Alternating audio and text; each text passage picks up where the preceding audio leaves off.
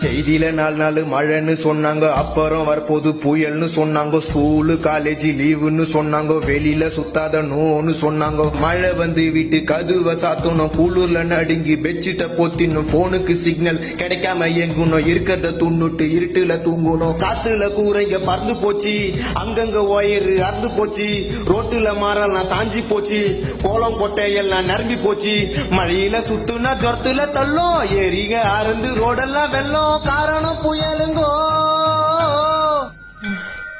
தாறுமாறா தத்தளிக்கும் சென்னைங்கோ, பெருமையா சொன்னீங்கோ, வீட்டுக்குள்ள தண்ணிங்கோ.